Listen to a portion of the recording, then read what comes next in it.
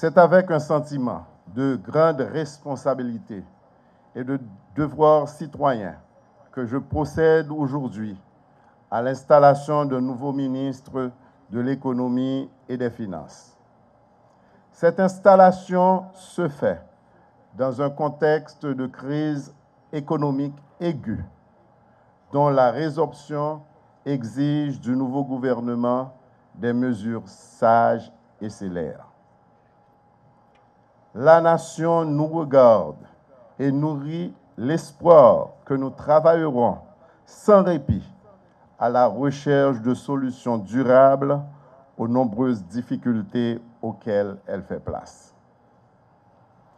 Les résultats que le peuple attend exigent la plus grande cohésion au sein de l'équipe gouvernementale. Cette cohésion passe par la réforme et la modernisation de l'administration publique, qui doit cesser d'être un outil d'exploitation et d'exclusion des plus faibles, mais pour devenir un véritable instrument d'accompagnement des citoyens dans leur quête de bien-être individuel et collectif. Monsieur le ministre, l'heure est grave. La situation économique de la population se dégrade chaque jour et la paupérisation des classes moyennes s'aggrave.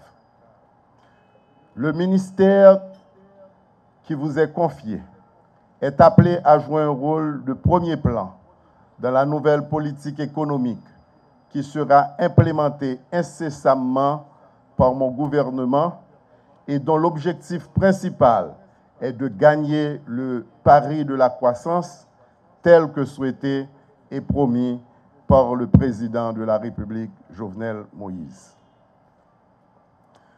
Tout en poursuivant le processus de rationalisation des choix budgétaires, la refonte des procédures de préparation, de financement et d'exécution du budget, le ministère de l'Économie et des Finances doit porter une attention particulière à sa fonction de promotion économique et de support au développement des entreprises. Il doit aussi renforcer la coordination et la synergie entre les fonctions de budgétisation, de financement et de planification du développement et consolider les capacités institutionnelles dans la conception et la mise en œuvre des politiques publiques pour une croissance forte et durable. Ces conditions sont indispensables à la réalisation du projet économique qui a été vendu à la population par le président de la République. Projet fondé sur la création de richesses en tant que principal moyen de juguler la pauvreté qui accable la plus grande partie de la population. La lutte contre la pauvreté et la bataille pour la croissance constituent le fil conducteur de la politique économique de mon gouvernement. Je vous encourage donc, Monsieur le ministre, à vous y engager avec détermination, foi un processus poussé du service à la communauté.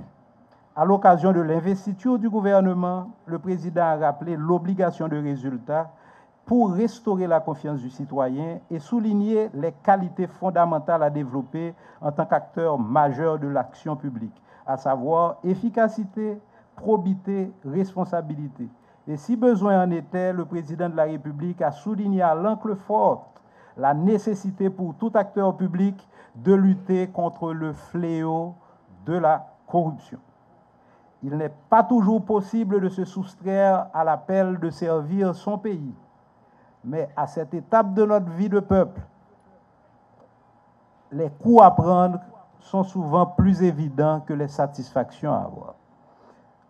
Comme l'ont maintes fois souligné leurs excellences le président et le Premier ministre, les postes de responsabilité ne doivent plus être vus comme des positions de prestige, mais plutôt comme des positions de service où nous devons nous assurer d'une utilisation efficiente des ressources au profit de la collectivité.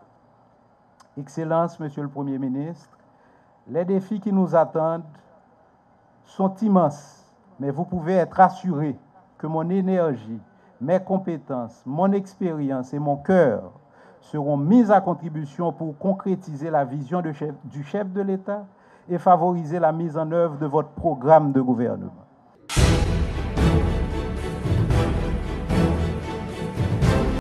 Monsieur le ministre, vos actions doivent assurer le décloisonnement des services.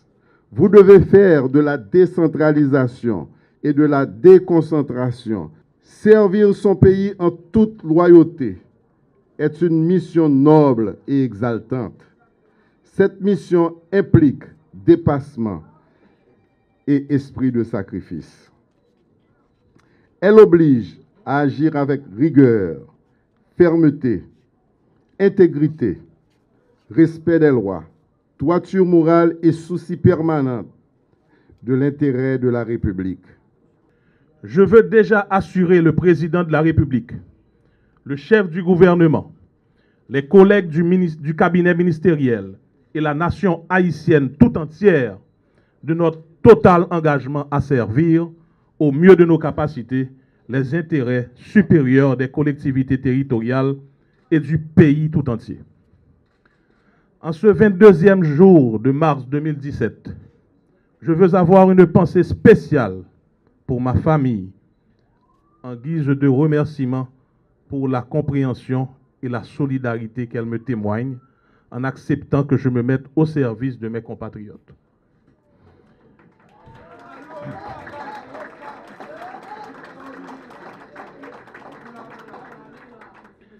Je veux également saluer de façon spéciale le personnel cadre et les employés du ministère de l'Intérieur et des collectivités territoriales et les remercier d'avance de la collaboration franche et effective qu'ils ne manqueront pas de donner dans le cadre du déploiement des activités du ministère sous mon leadership et dans l'esprit de service public qui m'anime.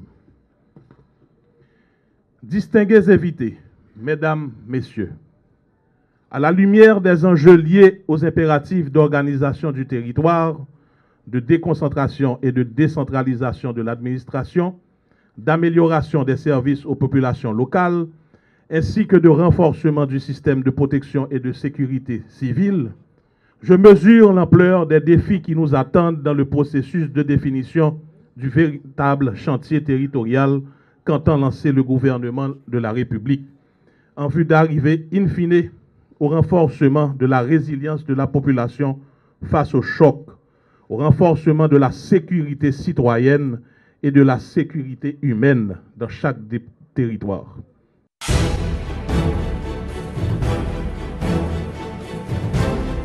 Le docteur Marie-Greta Roy Clément, qu'il m'échait l'honneur d'installer comme ministre de la Santé publique aujourd'hui, est bien connue dans le milieu médical haïtien.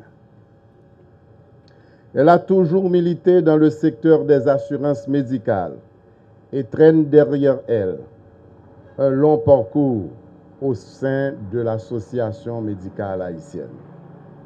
C'est d'ailleurs au sein de cette association que j'ai dû aller la déloger pour m'aider dans la mise en œuvre des promesses faites par le président de la République, son Excellence M. Jovenel Moïse, dans le domaine de la santé. Dans ma déclaration de politique générale, j'ai beaucoup insisté sur la nécessité de revitaliser le secteur santé. Et pour cela, le président de la République et moi avons estimé qu'il fallait doter ce ministère d'une titulaire animée de la volonté de conduire les axes d'intervention proposés par le président lors de sa campagne électorale. Je rappellerai à la ministre que le secteur hospitalo-universitaire est en but depuis fort longtemps à des soubresauts répétés et qu'en plus de sa stabilisation, il faudra construire 5 autres hôpitaux universitaires qui seront sélectionnés conjointement avec les autorités locales. L'HUEH bénéficiera sous peu de nouveaux bâtiments répondant aux normes de sismicité. Mais pour rendre son fonctionnement optimal, il conviendra de s'attaquer à la problématique de la résidence hospitalière, du service social des internes qui font partie du même système. Que dire du statut de nos vaillantes infirmières qui sont des partenaires privilégiés du corps médical? Comment normaliser leur formation avec les résultats catastrophiques des derniers examens d'État organisés par le ministère? Je vous assure de mon soutien le plus entier dans toutes les décisions administratives et techniques que vous aurez à prendre pour faire de ce ministère une structure totalement dédiée au service de la population. À ce carrefour difficile de notre histoire de peuple, point n'est besoin de rappeler combien la tâche qui nous attend sera difficile. Mais pour affronter les nombreux défis auxquels le secteur de la santé devra faire face, nous devons parvenir à rassembler toutes nos énergies en vue de faire front commun contre la maladie et la souffrance qui enlaidissent notre environnement socio-politique. Les axes et domaines d'intervention figurant dans le dernier document de politique nationale de santé ont certes retenu notre attention. Dans la logique d'un suivi étatique, il nous revient d'évaluer leur pertinence afin de voir comment arriver à questionner leur faisabilité et garantir leur mise en œuvre effective.